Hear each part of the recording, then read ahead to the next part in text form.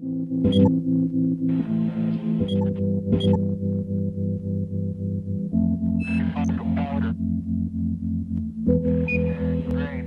Programme میں پھر خوش آمدید کہتا ہوں، اور سلسلہ وہیں سے شروع کرتے ہیں۔ اور چاول، ڈاکٹر صاحب بتائیں، چاول بہت استعمال ہوتا ہے اور بہت پسند کیا جاتا ہے، لیکن کیا اثرات ہیں، کچھ ہیں یا نہیں ہیں؟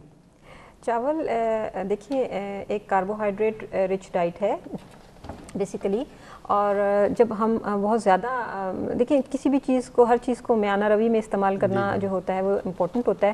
اگر ہم اس کو زیادہ مقدار میں استعمال کریں گے تو ہم زیادہ کاربوہائیڈریٹ کھا رہے ہیں۔ جب ہم زیادہ کاربوہائیڈریٹ کھائیں گے تو وہ ہمارے لیور میں جا کے اسٹور ہو جاتی ہے ان دا فارم آف گلائکوجن، اور ایکسٹرا جو ہم کھاتے ہیں اور زیادہ کھائیں گے تو وہ ہمارے جسم میں فیٹ بن کے اسٹور ہو جائے گی۔ تو آپ دیکھیں کہ جو لوگ بہت زیادہ چاول کھاتے ہیں عموماً وہ بہت موٹے ہوتے ہیں، اور جب بہت حقیقت ہے، ہاں یہ حقیقت ہے، یہ حقیقت ہے، بالکل صحیح ہے۔ فار ایسٹ ایشیا میں تو چاول بہت کھایا جاتا ہے جی، اور وہ بھی دیکھیں نا اس میں یہ ہوتا ہے کہ بوائلڈ رائس میں تو پھر بھی آپ اس کا تھوڑا سا اسٹارچ ڈرین آؤٹ کر دیتے ہیں، لیکن باقی جو ہمارے یہاں چاول استعمال ہوتے ہیں اس میں جو ہے وہ رچ ان اسٹارچ ہوتا ہے، اور وہ سارا ہمارے اندر اسٹور ہو جاتا ہے۔ ایکسٹرا اتنا تو ہم یوٹیلائز نہیں کرتے، اور خاص طور پہ ہمارے سیڈنٹری لائف سٹائل میں تو بالکل بھی نہیں ہے کہ اب تو بچوں نے بھی ایکسرسائزز کرنا چھوڑ دی ہوئی ہیں، تو اس میں یہ ہے کہ وہ بچے ایون اب آپ دیکھیں کہ ینگ جنریشن جو ہے وہ آپ کو بہت موٹی مل رہی ہے۔ قطع کلام ہو رہا ہے آپ کا کہ آپ یہ کہنا چاہ رہی ہیں کہ انرجی برن ہونی چاہیے۔ جی بالکل، آپ کچھ بھی کھائیں، چاول کھائیں، روٹی کھائیں، انرجی برن، اگر آپ کی انرجی برن نہیں ہوگی تو پھر یہی مضر اثرات پیدا ہونے شروع ہیں۔ اور وہ فیٹ زیادہ بنے گا تو فیٹ کیا ہوگا کہ آپ کے جو آپ کی دل کی رگیں ہیں اس کے اندر جو ہے وہ بلاکیج پیدا کرے گا، اور اس سے پھر ہارٹ اٹیک کا خطرہ بڑھ جاتا ہے۔ تو یہ سارے رسک فیکٹرز ہیں۔ Obesity is a most important risk factor for cardiovascular disease. آپ ایڈ کریں گے اس میں 2-3 پوائنٹ یا نہیں؟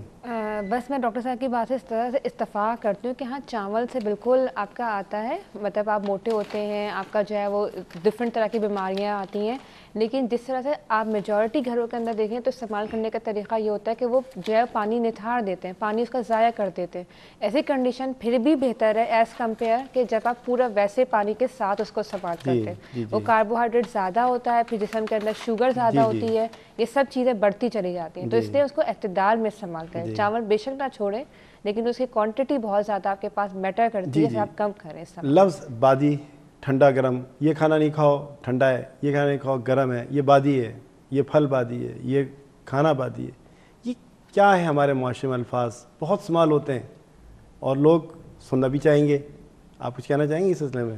جی دیکھیں، اصل میں یہ سوال تو زیادہ اچھا ہماری ڈاکٹر صاحب بتا سکتی ہیں۔ ہیں۔ آپ بتا دیجیے، آپ بتا دیجیے۔ دیکھیے یہ بہت ساری متس ہیں جو کہ ہماری سوسائٹی میں بالخصوص جو ہے وہ بڑے بوڑھوں سے چلی آ رہی ہیں۔ در حقیقت یہ ہوتا ہے کہ کچھ فوڈز جو ہیں وہ فیٹ سولیبل ہوتی ہیں، جو کہ جلدی ایبزارب نہیں ہوتی ہیں، آسانی کے ساتھ ایبزارب نہیں ہوتی ہیں۔ جب ہم کو کھا لیتے ہیں تو ہمیں اپنے اسٹمک پہ بوجھ محسوس ہونے لگتا ہے، اور جب ہمیں بوجھ محسوس ہونے لگتا ہے تو وہ اس کو وہ خیال کرتے ہیں کہ یہ تو بہت گرم ہے، اور اس سے جو ہے نا وہ کوئی لفظ ہے گرم، ایسی چیز نہیں ہے، لیکن گرم اور ٹھنڈے کا کوئی کانسیپٹ نہیں ہے۔ یہ سائنٹیفکلی اگر آپ اس کو دیکھیں تو اس کا کوئی کانسیپٹ نہیں ہے۔ یہ ایکچولی ہوتا یہ ہے کہ جب وہ ایسی آپ نے فیٹ رچ ڈائٹ کھا لی جس میں بہت فیٹس ہے تو وہ ڈائجسٹ کیونکہ ذرا دیر سے ہوگا تو اس کو یہ لوگ کہنے لگتے ہیں کہ یہ جی بہت گرم اس کے اثرات ہو رہے ہیں، اور جو جلدی سے ایبزارب ہو رہی ہے، ڈائجسٹ ہو رہی ہے، تو یہ جو جی اس کے ٹھنڈے اثرات ہیں۔ بادی کیا ہوتا ہے؟ بادی بھی یہی ہے کہ stomach emptying time of different foods جو ہوتا ہے وہ ڈفرنٹ ہوتا ہے۔ تو اسٹمک ایمپٹنگ ٹائم جن کا سلو ہوتا ہے تو اس کی وجہ سے وہ کافی ٹائم تک ریٹینڈ رہتے ہیں ود ان دا اسٹمک، تو اس کی وجہ سے کچھ وہ اس کو وہ کہتے ہیں کہ یہ، حالانکہ اس میں کوئی بادی یا نابادی ہونے کا کوئی کانسیپٹ نہیں ہے۔ یہ بہت سارے متس ہیں جو کہ ہمارے معاشرے میں سرکولیٹ کرتے ہیں، جو کہ صحیح نہیں ہے، جو کہ صحیح نہیں ہے۔ جی، پھلوں پہ طرف آتے ہیں۔ پھل سب شوق سے کھاتے ہیں، اور کیلا اور اورنج اور سب، لیکن اب دیکھا یہ گیا ہے کہ کیلا کھا لیں تو نزلہ ہو جاتا ہے، اورنج کھا لیں تو گلا خراب ہو جاتا ہے۔ یہ کیا ہے؟ یہ واقعی ہوتا ہے؟ کیونکہ اورنج میں تو وٹامن سی ہوتا ہے۔ جی جی بالکل، میں یہ کہنا چاہوں گی کہ جیسے اورنج ہیں، انار ہیں، یہ لوگ یہ جو ہیں اگر کھٹے نہیں ہیں تو یہ وائٹامن سی رچ ہوتے ہیں، اور وائٹامن سی جو ہے وہ اتنی ہیلپ فل ہے کہ وہ ہمارے اندر وونڈ ہیلنگ کے لیے، ہمیں ینگ لک دینے کے لیے، ہمیں جو ہے وہ ڈفرینٹ ٹائپ کی ڈیزیزز سے بچانے کے لیے، جیسے ایون اب فلو ہے، فلو میں اگر آپ وائٹامن سی کا استعمال کرتے ہیں تو فلو ٹھیک ہو جاتا ہے۔ تو اس میں یہ ہے کہ ان کی بہت افادیت ہے، لیکن بہت زیادہ ترش جو چیزیں ہوتی ہیں ان سے کئی دفعہ کئی لوگوں کو کھٹی چیز سے الرجی ہوتی ہے۔ لیکن یہ ترشی بھی وائٹامن سی کی وجہ سے ہوتی ہے؟ नहीं होती है। विटामिन सी की वजह से नहीं होती, कई दफ़ा जैसे फ्रूट पूरी तरह से पका नहीं है तो वो तुष रह जाता है, तो उसकी वजह से क्या होता है कि वो कुछ लोगों को एलर्जी होती है टू दिस ये तुर्श चीज़ों से ना, तो उसकी वजह से उनको गला ख़राब हो जाता है, जबकि they are allergic to that thing. Otherwise ये कि ये बड़े बेनिफिशियल हैं। और जहाँ तक केले का ताल्लुक है, उसका दायमी नस्ले से कोई ताल्लुक नहीं है। केला बहुत अच्छी चीज़ है, उसमें रिच इन पोटेशियम होता है, और जिन लोगों को बहुत ज़्यादा टांगों में दर्द होता है, क्रैम्प्स पड़ते हैं, उनके लिए अगर मेमोरी के लिए बहुत अच्छा होता है, मेमोरी के लिए भी अच्छा है और क्रैम्प्स के लिए बहुत अच्छा है। जिनको टांगों में दर्द होता है, बड़ी बूढ़ियों को, वो अगर केले का इस्तेमाल करें तो उनको बहुत ज़्यादा जल्दी अफादियत होगी। ये बताइए कि दवा और ग़िज़ा का इंटरेक्शन होता है, क्या इससे कोई ताल्लुक एज से होता है या नहीं? जी बिल्कुल, अगर होता है तो क्या होता है बताइए। देखिए, उम्र का तो हर दवा के अंदर बहुत इम्पॉर्टेंट एक रोल है। अगर हम सिर्फ दवा को लेते हैं तो हम दवा को देते वक्त भी आपने देखा होगा कि लिखा होता है कुछ दवाओं के ऊपर कि ये बच्चों के लिए नहीं है, ये 2 साल से छोटे बच्चों के लिए नहीं है, या फिर 6 साल की उम्र से शुरू करें। तो दवाओं का तो खुद ही हर उम्र के लिहाज से बहुत ज़्यादा देखा जाता है कि ये इस उम्र के अंदर देनी चाहिए।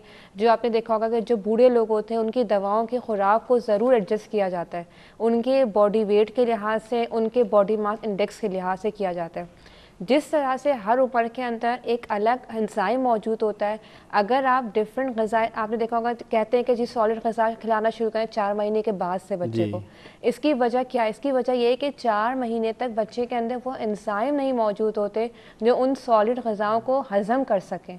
जैसे जैसे बच्चा बड़ा होता जाता है वैसे वैसे उसके एंजाइम बढ़ते चले जाते हैं।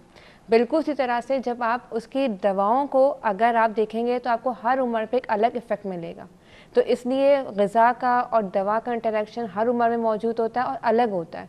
अगर जिस तरह बच्चा उसका एंजाइम अलग है, उसको हज़म करने की जो कैपेसिटी है, उसकी एबिलिटी है, वो बिल्कुल अलग है। अगर आप उससे बड़े में जाएंगे तो अलग होगी। इसी तरह से इंटरेक्शन भी अलग होता है। जैसे छोटी उम्र के बच्चे होंगे और अगर आपके बूढ़े होंगे तो उनमें प्रोटीन कम है, उनके अंदर एंजाइम का लेवल कम है, उनके अंदर जो पानी की जो मकदार है बॉडी के अंदर वो कम होती है। इसी तरह से उनके जो पॉसिबल जो मुमकिन है उनके इंटरेक्शन होंगे वो अलग होते चले जाएंगे। जैसे फूड ड्रग इंटरेक्शन का उम्र के साथ ताल्लुक होता है। जी बिल्कुल। किस हद तक होता है ये? किस हद तक देखें, असल में मसला ये है कि हमारे पास तो फूड ड्रग इंटरेक्शन ही बहुत कम है, हम लोगों को पता ही नहीं होता। तो इससे जब हमारे पास बड़ों में नहीं पता चल पाता तो बच्चों में तो बिल्कुल ही नहीं देखा जाता। जैसे आपने देखा टेट्रासाइक्लिन की, आप तो खुद एग्जांपल बताई। अब आप बताएं टेट्रासाइक्लिन जब आप बच्चों में दे रहे हैं तो बच्चों में तो ग़िज़ा ही मेन आपके पास दूध है, तो दूध में तो है ही सिर्फ कैल्शियम है, केसीन है, ये प्रोटीन है, तो आप उसके अंदर कितना इंटरेक्शन होगा। लेकिन ये बात कितने लोग जानते हैं ये ना आपको खुद इस बात का अंदाज़ा है। ये प्रोग्राम आप कर रहे हैं तो आपको अंदाज़ा है कि ये बात कितने लोग जानते हैं। लफ्ज़ दूध का आया तो एक और सवाल उठता है जहन में, क्या कल्बी इमराज में इसका कोई असर है? जी बिल्कुल या बिल्कुल नहीं है? नहीं बिल्कुल। दूध तो अगर है का तो बताइए, क्या आप क्या मैसेज देना चाहेंगे? जी बिल्कुल, देखिए असल में दूध और जूस हमारे माशरे में ना एक ताकत का जरिया समझा जाता है। हमें कोई बीमारी होगी हम कहेंगे नहीं जी ग्लास भर भर के आप दूध देते जाएं तो ये आप ऑटोमेटिकली ठीक हो जाएंगे। ये किसी हद तक सही है लेकिन किसी हद तक सही नहीं भी है। तो यहाँ पे पहले तो लोगों को ये बात बतानी बहुत ज़रूरी है कि ज़रूरी नहीं है कि आप अंधाधुंध जो है वो जिस्म के अंदर जो है वो दूध और जूस डालते रहें। ये डिपेंड करता है कि आपके जो भी रिलेटिव है उसको किस तरह की बीमारी हुई हुई है। अब अगर आप दिल के अमराज में देखेंगे, देखें दूध के अंदर चिकनाई होती है। चिकनाई का लेवल हर, अगर आप मलाई वाला दूध पी रहे हैं उसके अंदर अलग है, अगर आप थोड़ी मलाई वाला पी रहे हैं उसके अंदर अलग है, और एक बिल्कुल ही बग़ैर मलाई का होता है जिसको हम स्किम मिल्क कहते हैं उसके अंदर अलग होता है।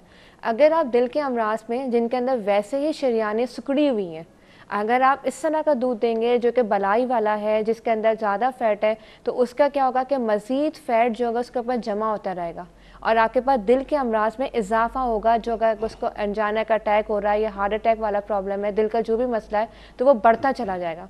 ऐसे लोगों में जिनको दिल की बीमारियां होती हैं उनके लिए स्किम मिल्क दिया जाता है कि जिसके अंदर चिकनाई बिल्कुल नहीं होती, लो फैट होता है, बल्कि समटाइम ज़ीरो फैट के ऊपर भी वो अवेलेबल होता है कि आप उसके अंदर फार्मूला जो मिल्क होते हैं अब वो मिल्क उनको दिए जा रहे होते हैं। इसकी वजह ये होती है ताकि उनको वो जो डिपोजिशन वाला जो प्रॉब्लम है, जो जमा होने वाला नालियों पर मसला है, वो ना हो सके। जी कुछ आप ऐड कर दें इसमें? जी मैं जी बस मैसेज ये देना चाहती हूँ आवाम को कि देखिए अगर आप हेल्दी हैं तो हेल्दी में ये होता है कि जैसे बच्चे हैं या टीनेजर्स हैं اسپیشلی 14 سے 16 ایئرس کے بچے ہیں، نارمل ہیں، ان کے لیے تو جوس اور دودھ ریکمینڈڈ ہے کہ 3 سے 4 گلاس دودھ پئیں بچے روزانہ، کیونکہ ان کی بونس گرو کر رہی ہوتی ہیں، ان کے ڈیولپمنٹ ہو رہی ہوتی ہے اور گروتھ ہو رہی ہوتی ہے، جس کے لیے جوسز کے اندر وائٹامن سی ہوتا ہے جو کہ بہت امپورٹنٹ ہوتا ہے، اور دودھ کے اندر کیلشیم ہوتا ہے جو بونس کو مضبوط کرتا ہے.